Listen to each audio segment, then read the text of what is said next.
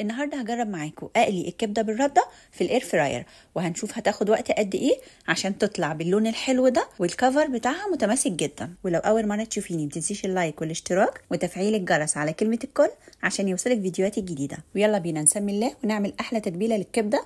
انا هنا معايا نص كيلو كبده، خليت الجزار يقطعها شرايح متوسطه، لا هي رفيعه قوي ولا تخينه قوي. حطيت عليها شويه ملح، نص معلقه صغيره فلفل اسود، معلقه صغيره كمون، نص معلقه كزبره ناشفه، وربع معلقه صغيره من بهارات السبعه، ورشه من البابريكا او الشطه حسب الرغبه. وهحط كمان بصل بودر عشان انا ما حطيتش ميه بصل، لو انتي حابه تحطي ميه بصل براحتك. ومعلقه كبيره توم مفروم، ومعلقه كبيره خل، وعصير ليمونه كبيره او ليمونتين صغيرين. بس كده. وهغطي الكبده كويس بالتتبيله وهسيبها حوالي نص ساعه في التلاجة، هي ما بتاخدش وقت كتير.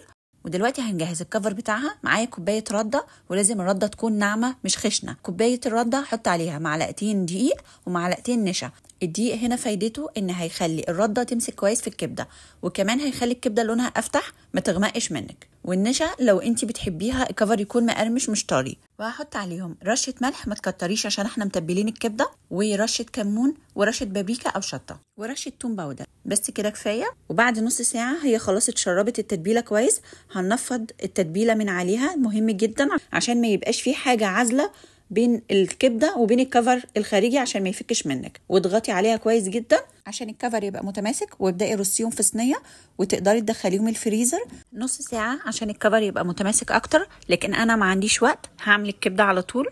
ودهيني عليها زيت بالطريقه اللي تحبيها، بالفرشه بالبخاخه براحتك. بس اهم حاجه زي ما قلت لك قبل كده في البفتيك وفي البانيه، اهم حاجه الكفر يتغطى كويس جدا بالزيت، عشان لو سبتي فيه اماكن مش عليها زيت هتطلع لونها ابيض وهتحسي بطعم الترميله كده مش حلوه. فلازم يدهن كويس جدا بالزيت. وما تقلقيش الزيت الزياده بينزل في الحله، لان ميزه الاير فراير ان هي بتطرد الزيت الزياده. ويلا بينا نشوف هنعملها ازاي. انا هنا سخنت القلايه الاول قبل ما احط الكبده، وبعدين رصيتها وحطيت الشبكه عشان احط دور تاني. لو مش عندك الشبكه هتعملي الكبده على مرتين عادي. احنا عارفين ان الكبده ما بتاخدش وقت كتير، فهشغلها الاول 5 دقايق على درجه حراره 200. وبعد 5 دقايق هفتح عليها واقلبها على الناحيه التانيه، وهشغل تاني 5 دقايق على درجه حراره 200. ودي شكل الكبده بعد 10 دقايق. هشيل اللي فوق الشبكه عشان احنا عارفين انها بتستوى اسرع، واللي تحت بتكون اخدت نص تسويه بس. شايفه لونها حلو ازاي؟ بس خليكي معايا لاخر الفيديو عشان لسه في خطوه كمان وتشوفي الكبده اخدت وقت قد ايه بالظبط.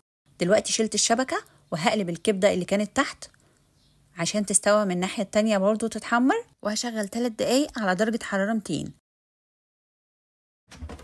حسيت انها لسه طريه شويه وما اخدتش اللون اللي انا عايزاه. هي الكبده استوت، بس انا بحب الكفر يكون متحمر اكتر من كده. هقلبها على الناحيه التانيه، وحطيت كمان معاهم قطع الكبده اللي انا طلعتها اول مره عشان اشغل تاني دقيقتين على درجه حراره 200. وكده يبقى اجمالي الوقت للقطع اللي كانت فوق الشبكه اخدت 12 دقيقه، والقطع اللي تحت الشبكه اخدت 15 دقيقه. وده لان الكبده بتاعتي مقطعها قطع متوسطه الحجم، السمك بتاعها متوسط مش رفيع قوي. لكن لو انت بتحبي تقطعي الكبده رفيعه مش هتاخد معاكي اكتر من 8 دقايق. لكن انا بحب السمك المتوسط ده عشان نحس بطعم الكبده. ودي النتيجه طلعت حلوه جدا، واللون بتاعها تحفه، والزيت الزياده كله نزل في الحله تحت زي ما انت شايفه. في ناس هتقولي اخدت زيت كتير، طب ما انا اقليها على طول في طاسه الزيت. خلينا متفقين ان مفيش حاجه هتطلع حلوه في الاير فراير لو ما حطيتيش فيها زيت خالص. لازم تحطي معلقتين 3 زيت عشان الحاجه تطلع قريبه للطعم اللي احنا متعودين عليه. وكل انواع البانيه لازم تدهن كويس عشان البقسماط طعمه ما يكونش ظاهر ويطلع ناشف ومش حلو.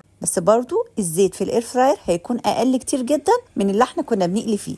واشوفكم على خير في فيديو جديد باذن الله.